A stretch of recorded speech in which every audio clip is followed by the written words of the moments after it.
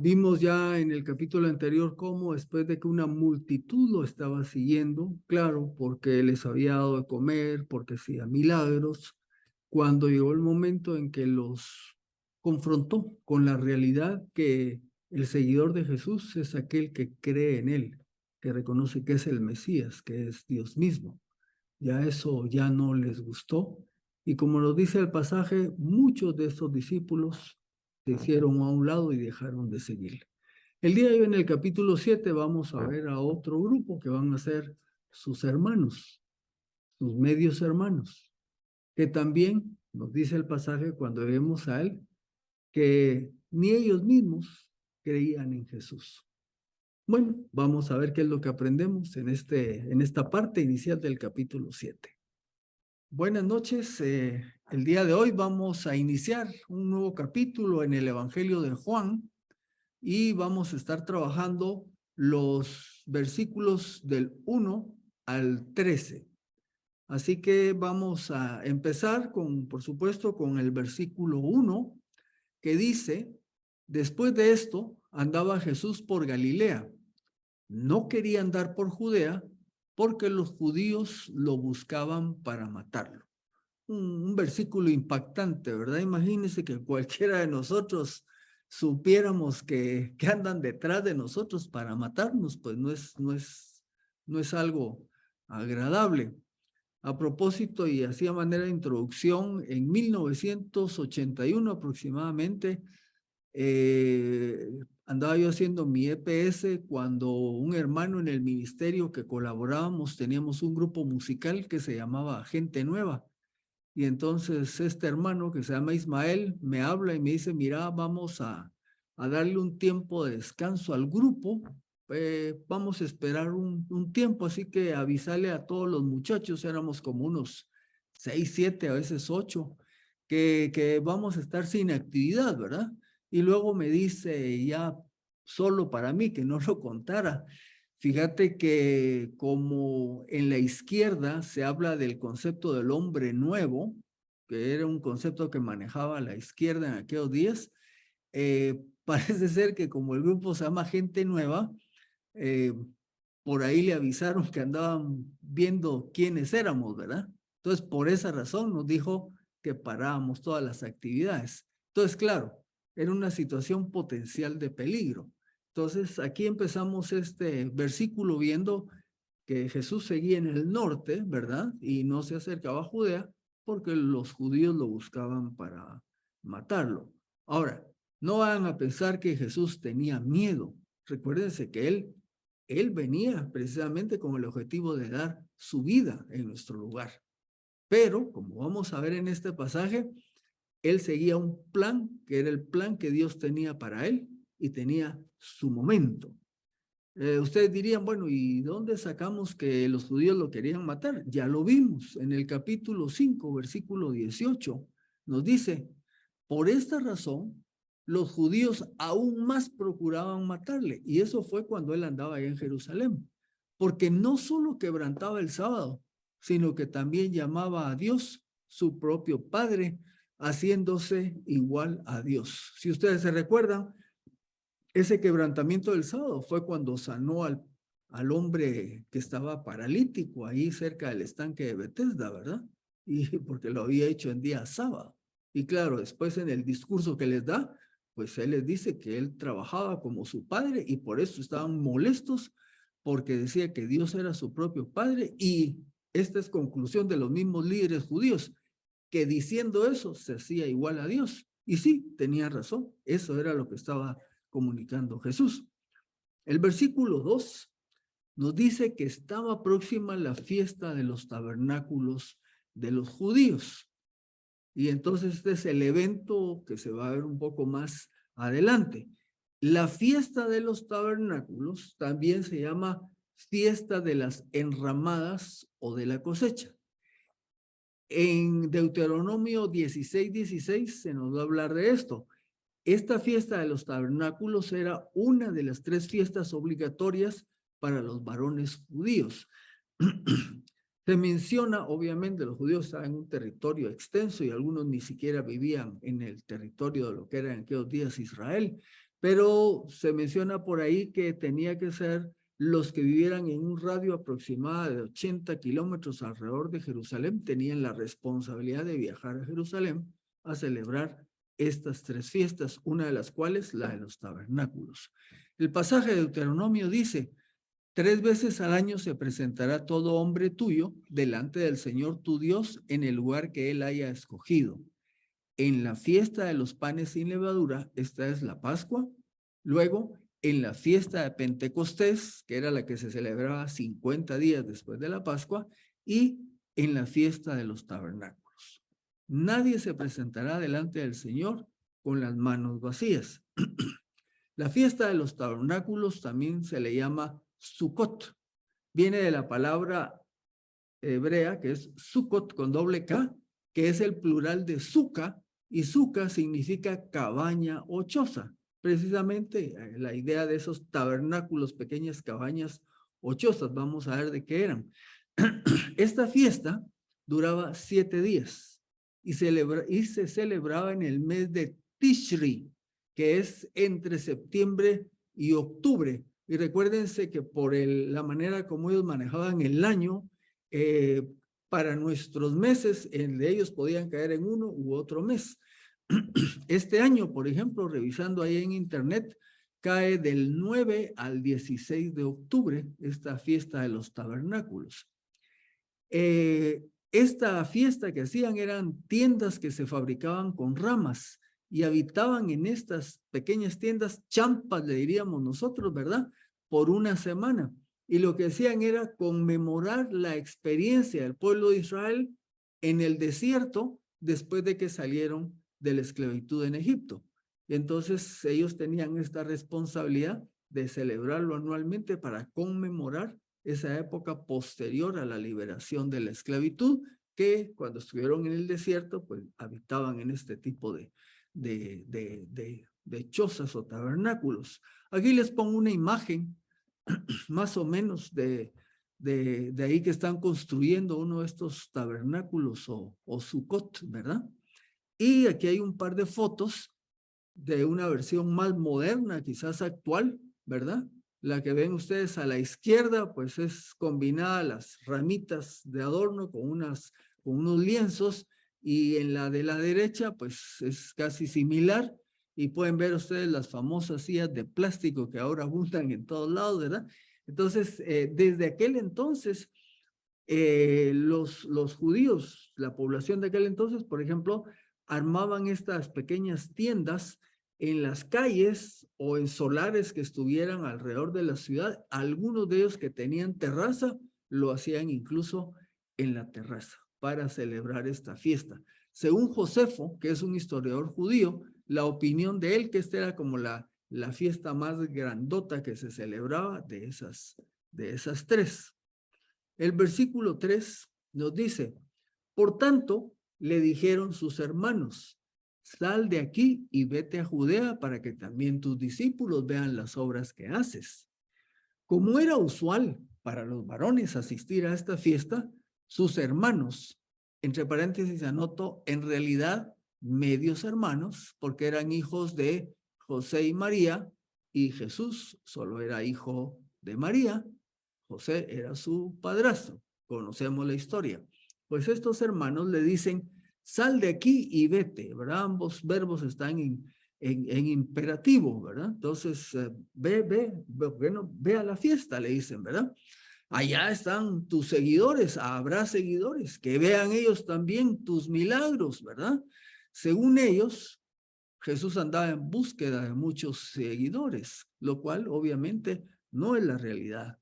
Algunos escritores que estudian estos temas se preguntan qué tan sinceras eran estas palabras, o sea, que de verdad le están diciendo a Jesús, ve a Jerusalén para que allá también tus discípulos vean lo que puedes hacer, o se lo estaban diciendo a tono de sarcasmo.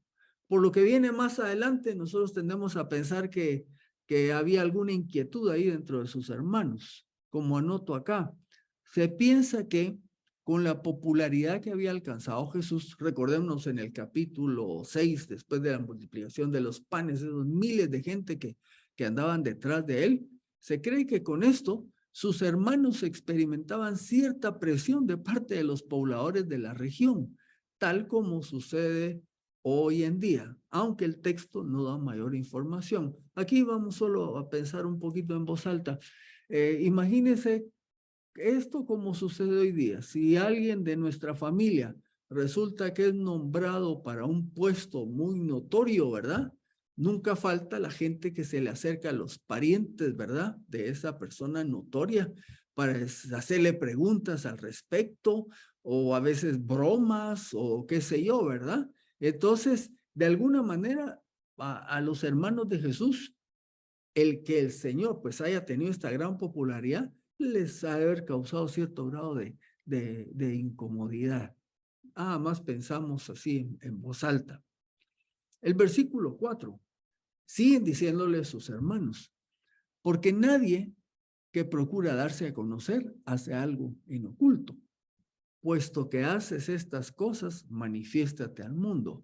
La Nueva Biblia de las Américas y la Reina Valera 60, esta segunda parte donde dice, puesto que haces estas cosas, ese puesto lo traducen con la palabra si haces estas cosas. En vez de un puesto que, ellos traducen si haces estas cosas con un condicional. Voy a hablar un poquito más adelante de esto. Con la primera parte del versículo, donde le dicen, nadie que procura darse a conocer hace algo en oculto. Ahí se refuerza la idea que ellos tenían de que Jesús tuviera más seguidores.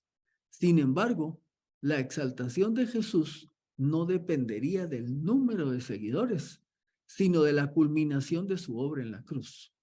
Y eso era la parte que ellos no lograban ver, ¿verdad? Jesús no andaba en búsqueda de multitudes. De hecho, recuérdense que en el capítulo 6 lo querían hacer rey. Y Jesús se hace a un lado, manda a los discípulos hacia cuando llegan a Capernaum y él baja su perfil. No era ese su objetivo ni ese era el momento, pero su exaltación va a ser el resultado de cumplir con su misión. Agrego, por otro lado, más que dedicarle tiempo a las multitudes, Jesús le dedicó tiempo a sus discípulos.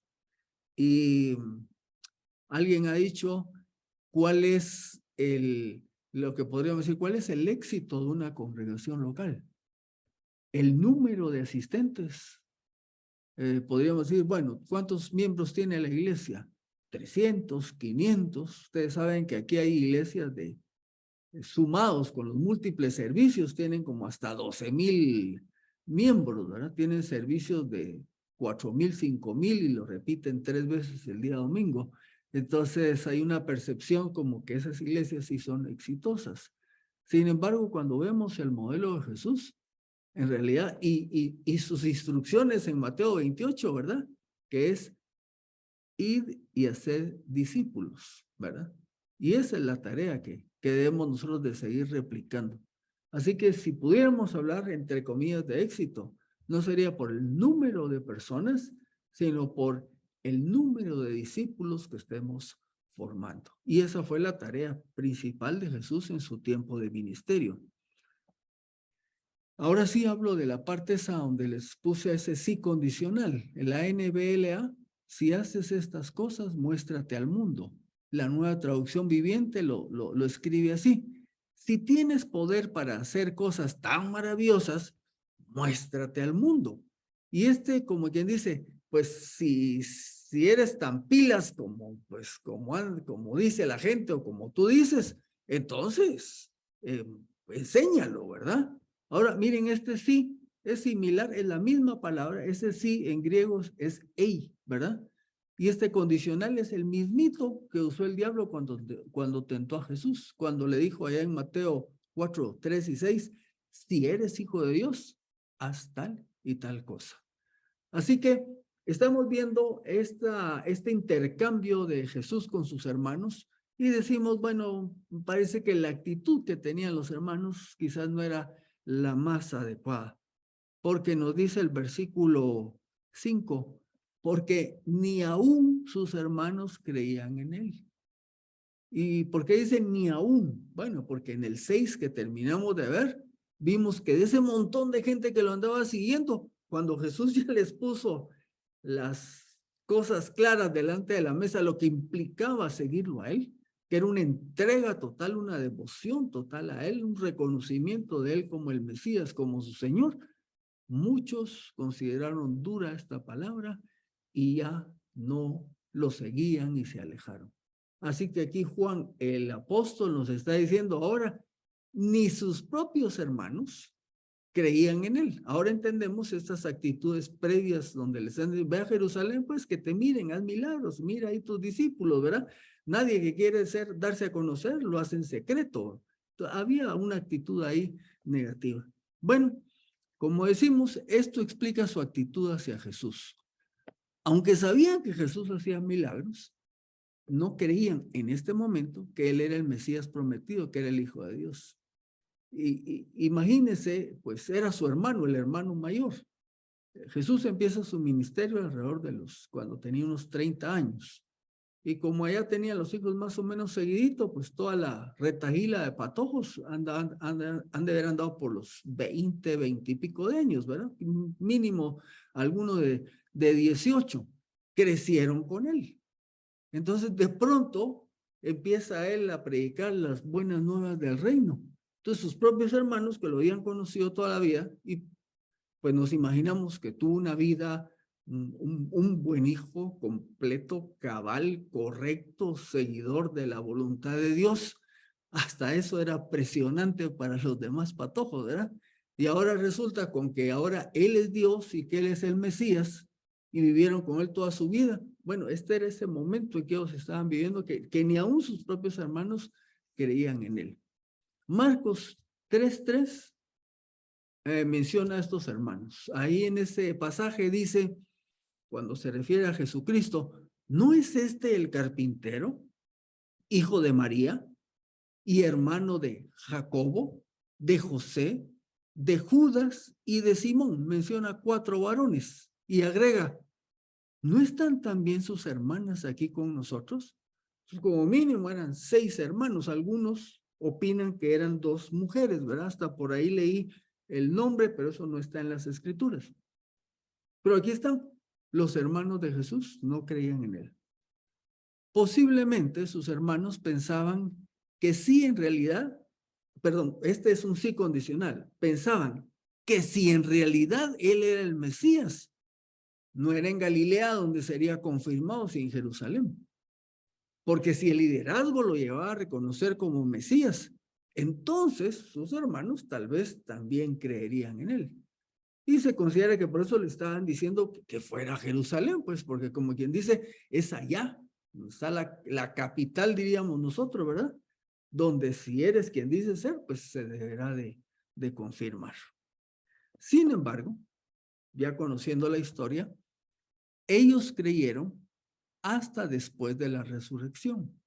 En Hechos 1:14 nos dice, todos estos, anoto yo entre paréntesis los 11, refiriéndose a los apóstoles, y anoto 11 porque no estaba Judas, perseveraban unánimes en oración junto con las mujeres y con María, la madre de Jesús, y con los hermanos de él.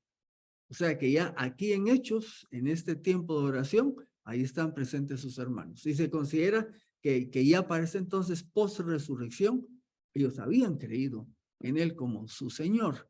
De estos que se mencionan acá, 2 de ellos fueron escritores de libros del Nuevo Testamento. Uno es Jacobo o Santiago, obviamente escribió el libro de Santiago, y el otro es Judas, que escribió la epístola de Judas, que están en la parte final del Antiguo Testamento. Así es interesante ver cómo ahorita en Juan estamos viendo que no creían en él, pero después llegaron a creer y 2 de ellos escribieron 2 libros. Es más, Jacobo o Santiago, en los Hechos, allá en los capítulos, bueno, lo vamos a ver ahí por el capítulo 15, su medio hermano Jacobo es el líder de la iglesia de Jerusalén. Cuando se presenta Pablo con Bernabé para hablar sobre su ministerio con los gentiles, el que está liderando la iglesia en Jerusalén es su medio hermano, ya habiendo creído en él, por supuesto. Bueno, gracias a Dios que así fue, ¿verdad? Versículo 6. Entonces, ante esto que le decían sus hermanos, Jesús les dijo, mi tiempo no ha llegado todavía, pero el tiempo de ustedes siempre está a la mano, o como dice otra versión, es oportuno. ¿Qué quiere decir con esto? Como hemos visto, Jesús no actúa según las expectativas de la gente. Allá en el 6 le pidieron que a ver si podía seguirles proveyendo de pan como Dios lo había hecho allá en el desierto, como por 40 años, ¿verdad? Y Jesús no atendía a estas expectativas de la gente, sino él seguía el plan que Dios tenía para su vida. Cuando él contesta, mi tiempo, utiliza esta palabra que se llama kairos. Indica que lo que Jesús hace es según el tiempo y voluntad del Padre. Por cierto, quizás alguna vez han oído que para hablar de tiempo hay dos términos. Uno es este que está aquí, que se llama kairos, y el otro es cronos, que también quiere decir tiempo. Y cronos se refiere al tiempo medible. Horas, minutos, días, semanas, años, eso es cronos. Nosotros tenemos un tiempo de vida que es dentro del cronos, pero el tiempo kairos, ese es el tiempo de Dios. Ese es el tiempo. Dios no está sujeto al tiempo humano, sino trasciende y hace las cosas según su plan. A esto estaba sujeto Jesús, al tiempo de Dios. Por otro lado, sus hermanos no caminaban según el tiempo de Dios, sino ellos estaban alineados con el mundo. Versículo 7. El mundo no puede aborrecerlos a ustedes, pero a mí me aborrece porque yo doy testimonio de él que sus obras son malas.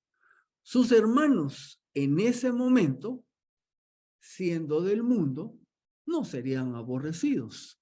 Y más adelante Juan nos va a dar un pasaje que refuerza esta idea. Aquí Jesús le está diciendo a sus discípulos, a su grupo cercano, si fueran del mundo, el mundo amaría lo suyo. En este caso, los hermanos de Jesús son del mundo, el mundo los ama, por lo tanto no los aborrece. Pero les dice Jesús a sus discípulos, pero ya no son del mundo, sino que yo los elegí del mundo, por eso el mundo los aborrece, ¿verdad? Entonces, por eso les dice Jesús a sus discípulos, a sus hermanos, ustedes vayan tranquilos, ustedes no tienen ningún problema, ustedes están en armonía con el sistema.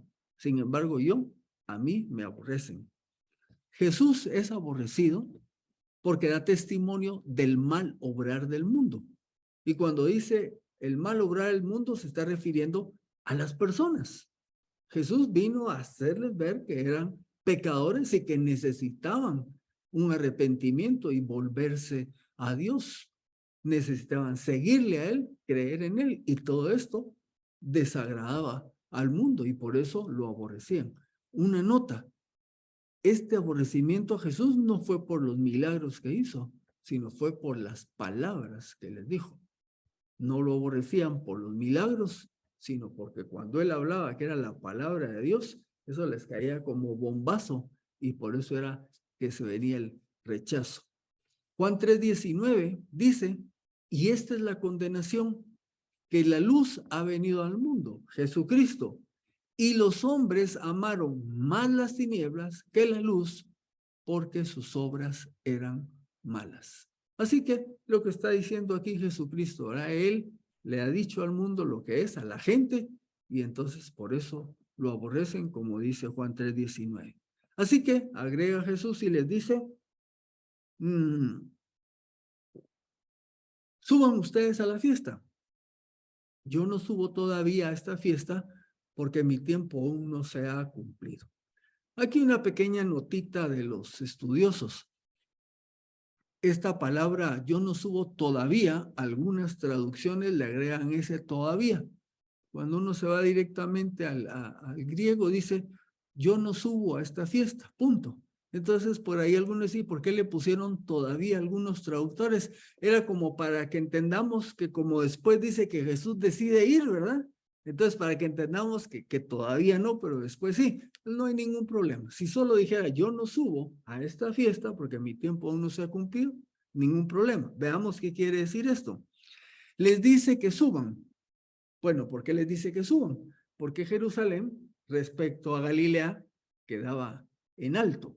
Se recordarán que mencionamos que el mar de Galilea estaba abajo del nivel del mar, ¿verdad? Y las ciudades alrededor, como Capernaum, pues están bajo el nivel del mar. Y irse para Jerusalén era subir, por eso les dice suban a Jerusalén.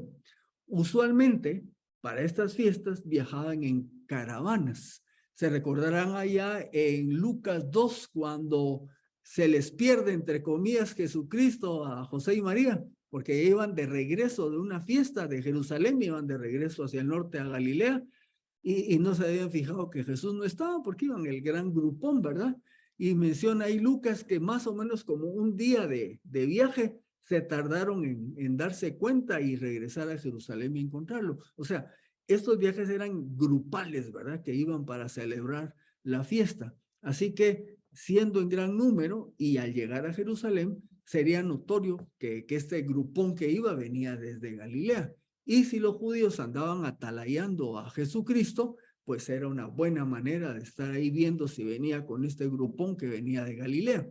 Así que no sería sino hasta la siguiente Pascua, después de esta fiesta, que Jesús haría su entrada pública a Jerusalén, pero no todavía en este momento.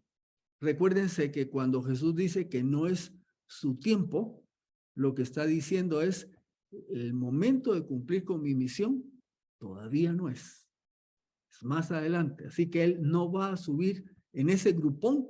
Quizás cuando llegue a Jerusalén le hacen la gran bulla y todo lo demás, y quizás se hubiera venido el antagonismo de los judíos y potencialmente o lo tratan de hacer rey o los otros tratan de matarlo de una vez, pero no era el tiempo todavía de Dios. Por eso los deja que se vayan aparte. Y entonces en el versículo 9 nos dice, habiendo dicho esto, él se quedó en Galilea.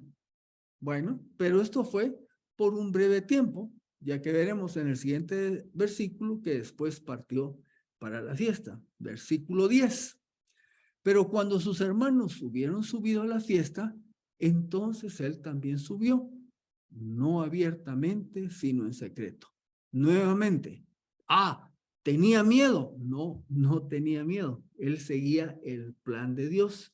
Y para la fiesta de los tabernáculos no era el momento para que Jesús diera su vida. Hoy no lo vamos a ver, pero vamos a ver qué más sucedió durante esta fiesta. Pero él, su vida iba a ser dada en la Pascua. Así que aún no era su momento, por eso se mueve de manera discreta. Tomando en cuenta la animadversión que había hacia él en Jerusalén, fue cauto en su desplazamiento hacia allá. Aquí este pasaje no lo indica, pero los estudiosos nos dicen que la caravana siguió la ruta. En algunas lecciones anteriores se recuerdan que les enseñé que a los judíos no les gustaba pasar por Samaria, sino que tomaban el camino de la costa o el camino de la parte este del río Jordán. O sea, daba un rodeo como esto. Y algunos estudiosos, viendo otros de los evangelios, consideran que Jesús en este viaje volvió a pasar otra vez por Samaria, ¿verdad?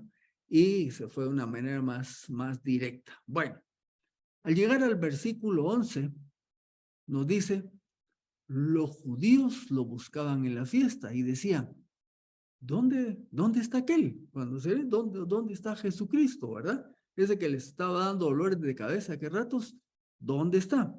En este caso, los judíos, como ya lo hicimos ver anteriormente, se refería a los líderes religiosos y políticos y no al pueblo en general. Entonces, el liderazgo era el que estaba ahí viendo si venía Jesús ahí con ese grupo de gente que estaba migrando para la fiesta, ¿verdad? Está claro por qué Jesús es precavido en su viaje a la ciudad de David, porque andaban detrás de él. Es probable que los judíos tenían un sistema de seguimiento de las actividades de Jesús. Eso quiere decir sus espías, ¿verdad? Pero se considera que estos judíos, estos líderes, andaban averiguando acerca de Jesús. Un ejemplo, cuando vimos ahí en 4:1, cuando Jesús se enteró de que oigan ahí, fariseos habían oído que Jesús hacía y bautizaba más discípulos que Juan. ¿Se recuerdan que Jesús en ese momento se desplace hacia otra región? Porque estos judíos, y entendamos, estos líderes andaban al tanto, ¿verdad? Y miren, está teniendo más discípulos que Juan. Juan no les caía bien. Y Jesús, peor, ¿verdad? Si estaba teniendo más discípulos. Entonces, de alguna manera, le estaban siguiendo la pista, ¿verdad?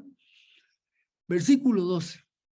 Había una gran murmuración acerca de él, acerca de Jesucristo, entre las multitudes. Unos decían, es bueno, pero otros decían, no, engaña a la gente, ¿verdad? No es bueno, sino que engaña a la gente. Aquí inserto un comentario de MacArthur. MacArthur dice, en realidad las dos perspectivas sobre Jesús eran incorrectas. Él no era simplemente un hombre bueno, porque los hombres buenos no afirman ser Dios. Tampoco engañaba al pueblo, porque los engañadores no realizan los milagros genuinos y sobrenaturales que hizo Jesús. Así que, si alguien dice hoy día, no, Jesús es un buen hombre, se está quedando corto, porque Jesús no es solo un buen hombre. Jesús es Dios mismo, es el Salvador, el Redentor, ¿verdad? Y si alguien dice que es un engañador, pues tampoco, porque ningún hombre engañador ha hecho las cosas que Jesús hizo. Así que errados en esas dos maneras de pensar en él. Y llegamos al final con el versículo 13. Sin embargo, recuérdense que esto que decían era murmurando ahí entre labios y dientes, ¿verdad? Decían quedito. Sin embargo, nadie hablaba abiertamente de él por miedo a los judíos. De nuevo, judíos, el liderazgo, ¿verdad? Este versículo nos da el contexto en que Jesús realizaría su próxima visita a Jerusalén. Lo vamos a ver en el siguiente estudio. Además del acecho de los líderes, ese contexto está formado por un pueblo temeroso de estos líderes, si es que se daba el caso que ellos expresaban cualquier grado de simpatía por Jesús. Entonces, el liderazgo acechando y la gente con miedo. Ese era el contexto en el que iba a llegar Jesús. Y aquí, para terminar, algo para nosotros, tomando en cuenta lo que vimos hoy. Les cuento, unos jóvenes guatemaltecos, 3 de ellos, los conozco, recientemente visitaron 2 países donde hay temor y voy a comentarles de un país más. Vamos a ver. Llegan estos 3 jóvenes que están preparando un documental sobre el tema del cristianismo en países del Oriente, más o menos Oriente Medio. Llegan al país A. En este país A es un país 85-90% musulmán.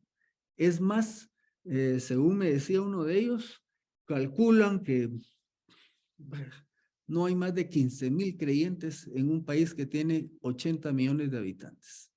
Bueno, llegaron a este país, a una ciudad grande que no es tan religiosa, hay un poco de tendencia medio europea ahí, pero querían hacer unas entrevistas, entonces querían entrevistar a personas del país B, que son refugiados. Ellos salieron del país B y llegaron al país A, y están ahí sin papeles, son inmigrantes, no tienen papeles, no tienen derechos, muchos tienen 5, 10, hasta 15 años de vivir ahí, y obviamente tienen que hacer los trabajos como en cualquier sociedad de inmigrantes, los trabajos que nadie quiere, a ellos les tocan. Pues ellos lograron contactar por medio de una red que hay a creyentes y pudieron platicar con ellos. Por supuesto que el reportaje no sale en las caras, ¿verdad?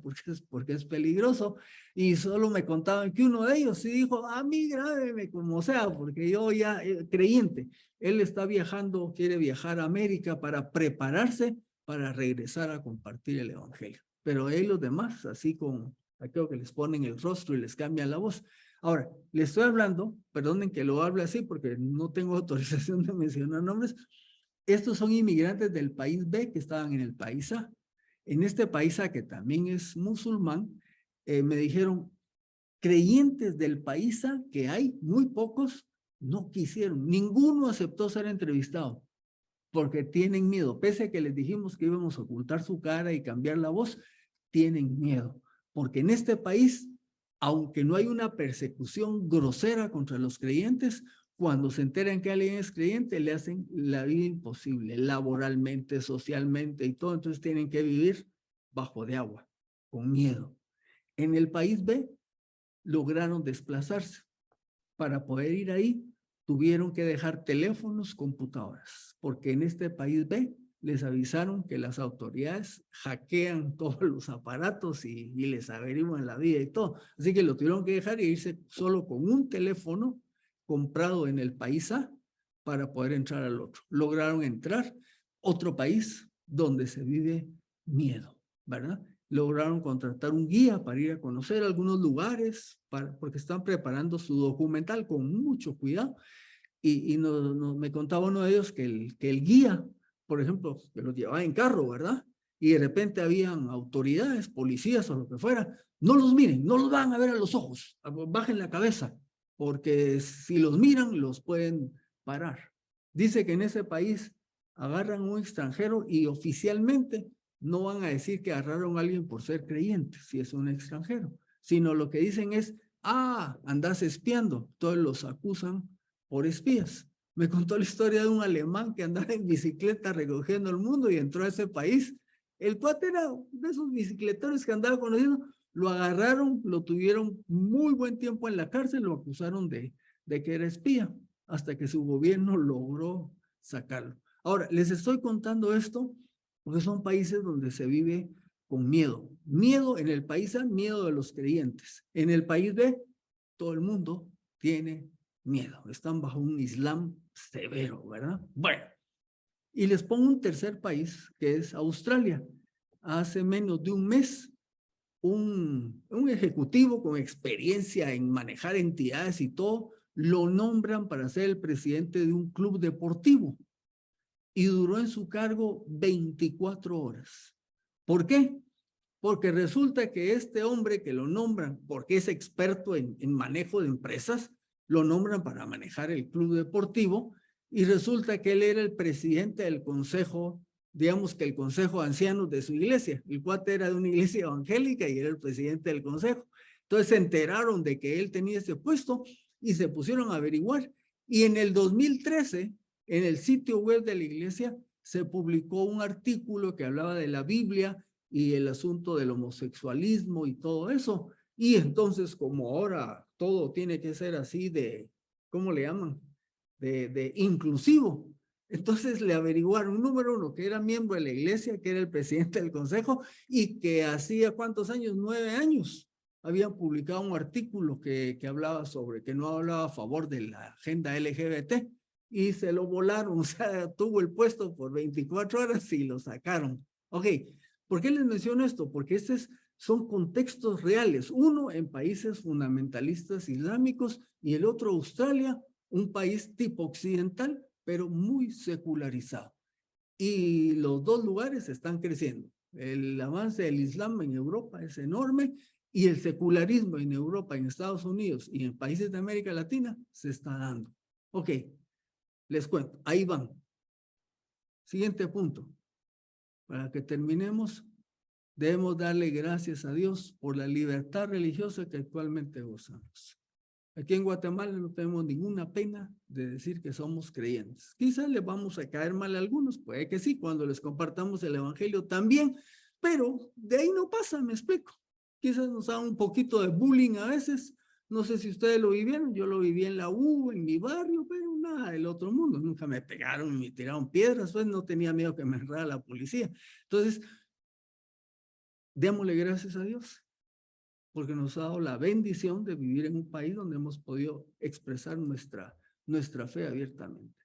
Y para terminar, busquemos seguir el ejemplo de Jesús en cuanto al tiempo de Dios. Jesús se movió buscando hacer la voluntad de Dios. Y yo me preguntaba a mí mismo, cada vez que he tomado decisiones, he tomado rumbos y caminos, ¿le he consultado a Dios? ¿He estado atento de buscar hacer su voluntad? Es una pregunta que cada uno de nosotros debemos hacerlo en todos los órdenes de la vida.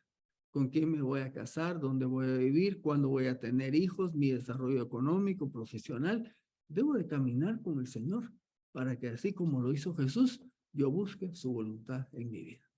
Así que con esto termino. Concluimos el estudio de hoy de estos primeros 13 versículos y al final decíamos, bueno, démosle gracias a Dios porque vivimos en una situación donde tenemos libertad, libertad religiosa. Pero por otro lado también busquemos seguir el ejemplo de Jesús. Él vivía según el tiempo, según la dirección que Dios le daba. Que nosotros busquemos en nuestra vida diaria, en todos los órdenes de nuestra vida, buscar la voluntad de Dios para que lo que vivamos sea lo que Dios quiere para nuestra vida. Nos vemos para la próxima semana. Feliz noche.